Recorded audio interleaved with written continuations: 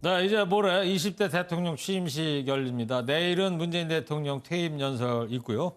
정치 톡톡하겠습니다. 정치부 황재영 기자입니다. 대통령 취임식에서 하이라이트 하면 역시 취임사인데요. 주제는 좀 나온 게 있습니까? 네, 윤 당선인이 대선 캠페인 시절부터 강조한 게 이 공정과 자유 두 단어였습니다. 네. 이 두 단어가 주제가 될 확률이 커 보이고요. 윤 당선인의 메시지 팀과 취임식 준비위원회 측이 초안을 썼고 윤 당선인은 이 초안을 토대로 오늘도 퇴고를 거듭하는 것으로 전해졌습니다. 당선 직후에 윤 당선인 발언 들어보겠습니다. 공정한 기회가 보장되고 자율과 창의를 마음껏 발휘할 수 있는 역동적인 나라. 네, 취임사 분량은 얼추 20분 남짓한 정도인 것으로 전해졌는데요. 윤 당선인의 퇴고 내용에 따라 조금 늘어날 수도 줄어들 수도 있습니다. 참고로 문재인 대통령은 11분 취임사를 했는데 이때는 취임식 자체가 약식이었고요. 이명박 전 대통령은 36분, 박근혜 전 대통령은 윤 당선인과 비슷할 20분 정도 취임사를 했었습니다. 네. 자, 그리고 대통령 취임식과 함께 화요일 날 청와대도 이제 개방되는 거잖아요? 그렇습니다. 이 10일 오전 10시에 서초동 사저를 출발해서 윤 당선인이 현충을 참배한 뒤에 오전 11시 국회 취임식을 하게 되는데요. 예. 오전 같은 시간인 11시에 청와대도 개방 행사를 하고 정오부터 일반인 입장이 시작됩니다. 윤 당선인 측은 취임식을 하는 도중에 이 국회 앞마당에 설치된 여러 개의 대형 멀티비전을 통해서 청와대 개방 현장을 생중계하기로 했습니다. 오늘 이제 청와대 인근의 효자동, 통인동, 삼청동 일대 주민과 상인들을 좀 만나봤더니 이 기대감에 찬 모습을 보이기도 했습니다. 들어보시겠습니다. 어떻게 직무했고 어떻게 생활했고 다른 분들도 그런 걸 다 볼 수 있다고 하니까 일반 시민 입장에서 충분히 궁금할 수 있을 거예요. 여기 이제 관광객들이나 또 여러분들이 많이 찾아오실 거로 예상을 하고 많이 기대를 하고 있습니다.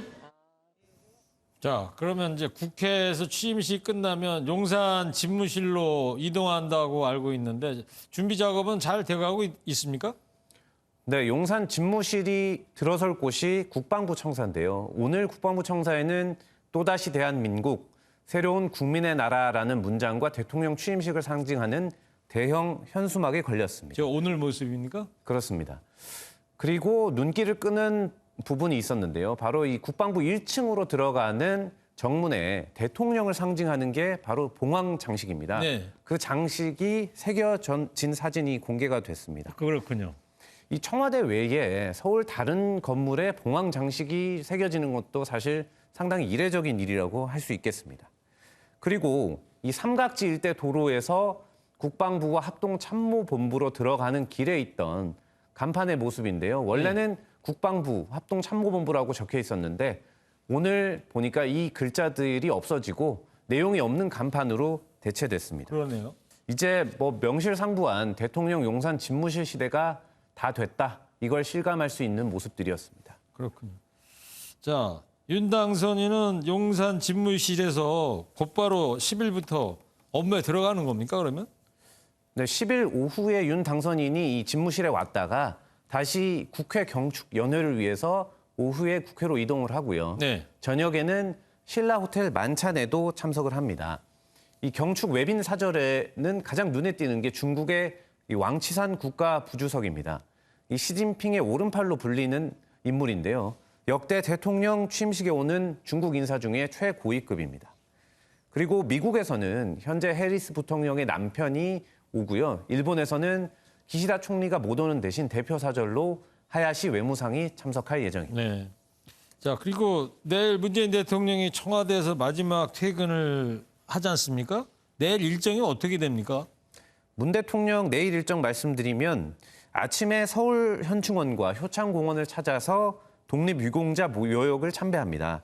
그런 뒤에 퇴임 연설을 오전 10시에 청와대에서 하게 됩니다. 네. 어떤 내용이냐면 5년 임기 동안의 소회를 전하면서 부동산 정책이나 검찰개혁 이런 데에 대한 의견도 전할 것으로 보입니다.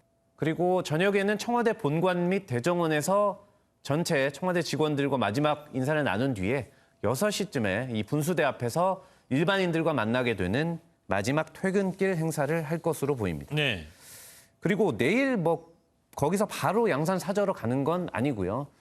서울 시내 호텔에서 묵은 뒤에 이 10일 대통령 취임식에 참석한 뒤에 10일 오후에 양산으로 향할 계획입니다. 예. 청와대가 이제 10일 화요일부터 개방되면 관광객들이 대거 몰릴 텐데 이에 대한 대비책은 어떻게 세우고 있습니까?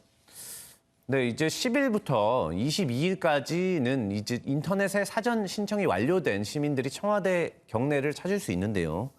개방 기간에 어느 정도 몰릴 것으로 이제 추산이 되냐면 일대 방문객이 2만 4천에서 4만 8천 명, 하루에 이 정도 인원이 찾을 것으로 알려졌습니다. 네.